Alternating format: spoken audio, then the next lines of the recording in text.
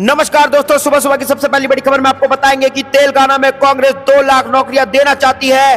प्रियंका गांधी ने तेलंगाना में कर दिया बड़ा वादा, जिसको लेकर के तेलंगाना में भाजपा सरकार का उड़ गया है होश।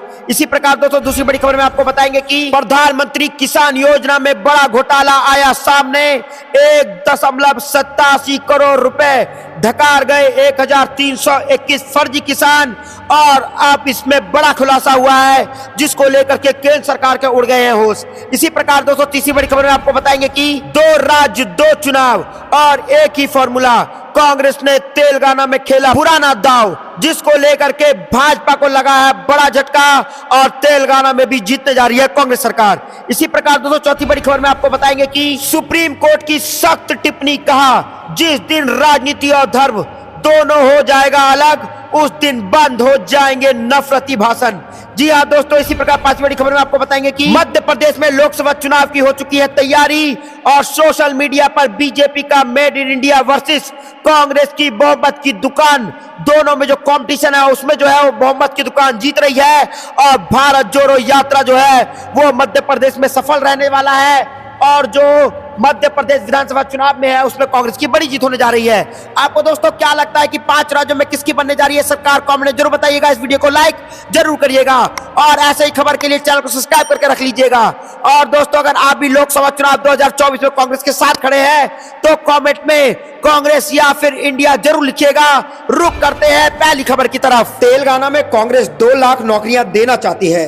प्रियंका गांधी ने कर दिया बड़ा वादा। जी हां दोस्तों, आपको पता चले कि कांग्रेस नेता प्रियंका गांधी वाड्रा ने चुनावी राज तेलंगाना में सत्तारूढ़ बीआरएस पर निशाना साधा है।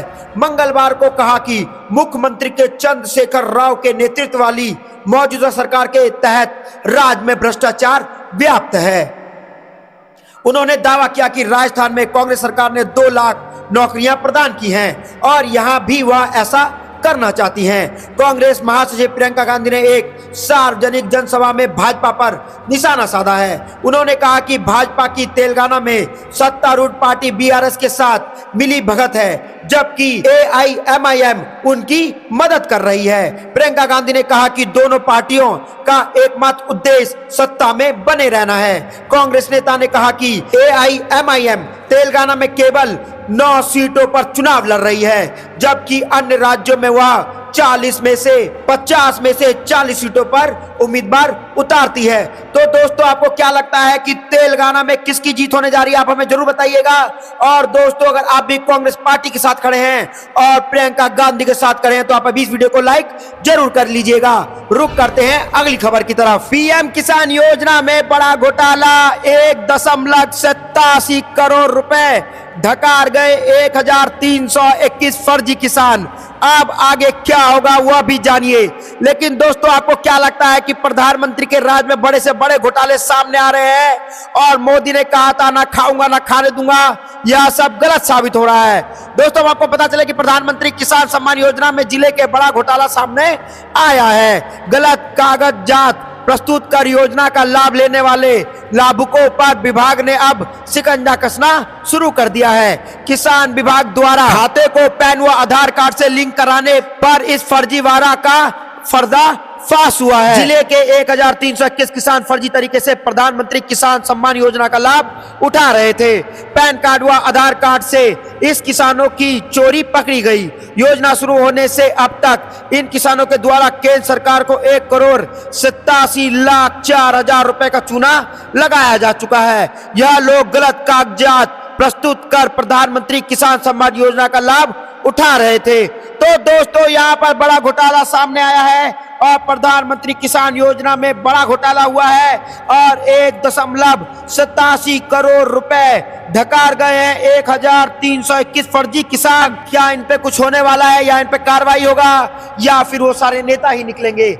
आपको क्या कुछ लगता है दोस्तों कमेंट जरूर बताइएगा। और किसान के नाम पर ये जो घोटाला हुआ है क्या वो सही है या गलत, ये भी कमेंट जरूर बताइएगा। इस वीडियो को लाइक जरूर करिएगा। रुक करते हैं अगली खबर की तरफ।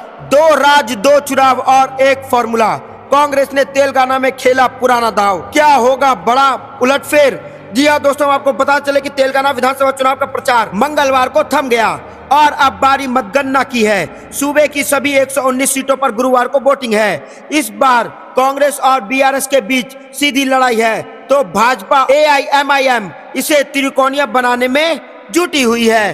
कांग्रेस ने 6 महीने पहले जिस सियासी फॉर्मूले से कर्नाटक में बीजेपी के हाथों के सत्ता छीनकर अपना नाम किया था, अब उसी तर्ज पर पार्टी ने तेलंगाना में BRS को मात देने का राजनीतिक दांव चल दिया है। कर्नाटक का सिर्फ फॉर्मूला ही नहीं बल्कि वहां की जीत में अहम भूमिका निभाने वाले नेताओं को भी कांग्रेस ने तेलंगाना की रणभूमि में उतार दिया था। कांग्रेस ने कर्नाटक के 4 गारंटियां दी थी तो तेलंगाना में 6 गारंटियों का दावा किया था। यही नहीं, कर्नाटक में जीत के नायक CM सिद्धारमैया और deputy CM DK Shiva Kumar सहित 75% कर्नाटक के मंत्री नेता ने तेलंगाना में जमकर प्रचार किया।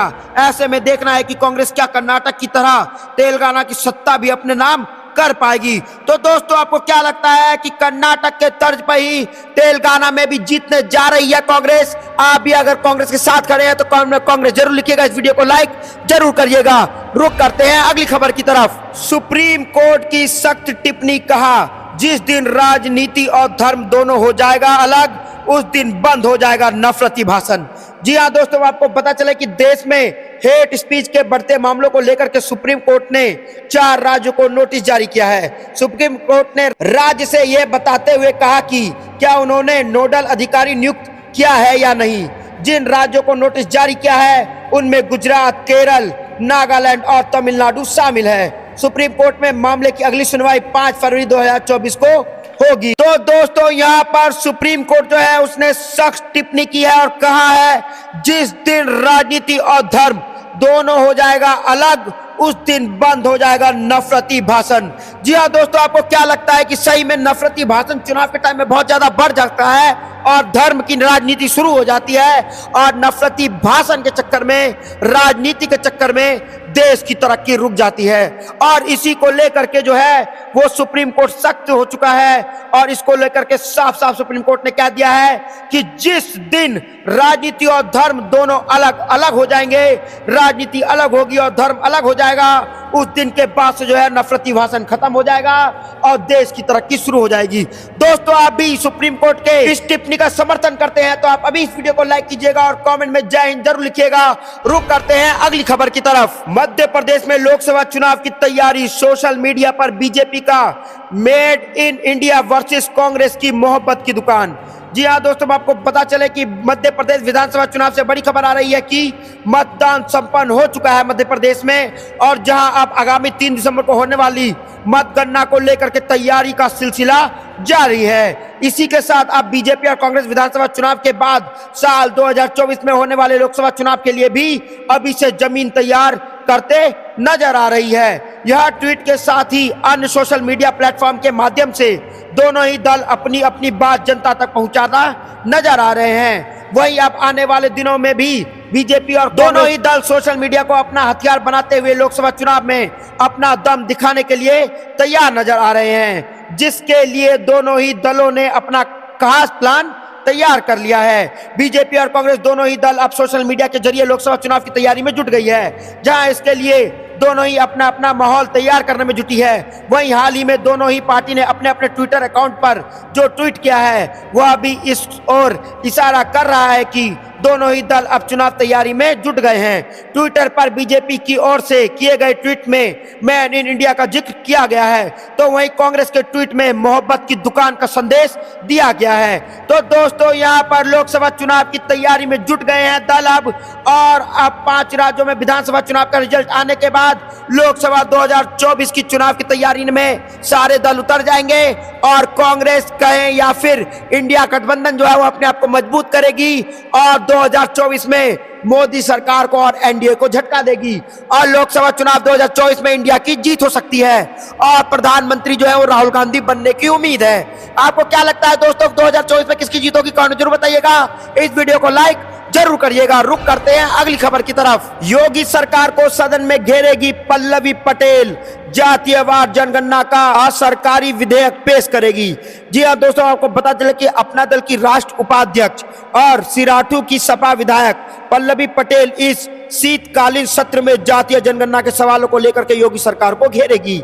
इसके लिए उन्होंने विधानमंडल के शीतकालीन सत्र में जातीयवार जनगणना को लेकर के असरकारी विधेयक सदन के पटल पर रखने का फैसला किया है। जातीयवार जनगणना कराने का जो असरकारी विधेयक उन्होंने तैयार किया है, उसमें उन्होंने विधानसभा सचिवालय को उपलब्ध भी कराया है। इस विधेयक के जरिए पल्लवी पटेल सदन में योगी सरकार के मत को सदन के रिकॉर्ड में दर्ज कराने की मंशा रखती है। इसके साथ ही वह चाहती है कि योगी सरकार सहयोगी अपना दल के विधेयक भी सदन में यह बताए कि जातीयवार जनगणना कराने को लेकर के उनका विचार क्या है।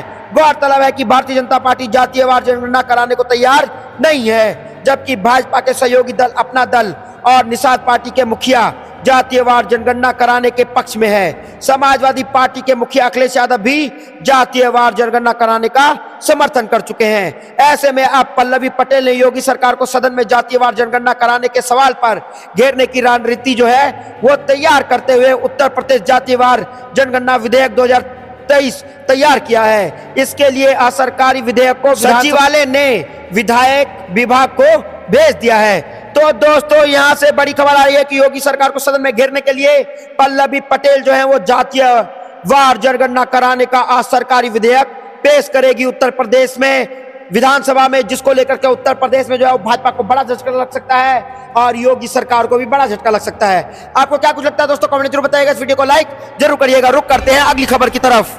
राजस्थान विधानसभा चुनाव से दोस्तों बड़ी खबर आ रही है कि रिजल्ट से पहले सरकार बनाने की तैयारी में अशोक गहलोत बागी और निर्दलीय पर किया बड़ा दावा।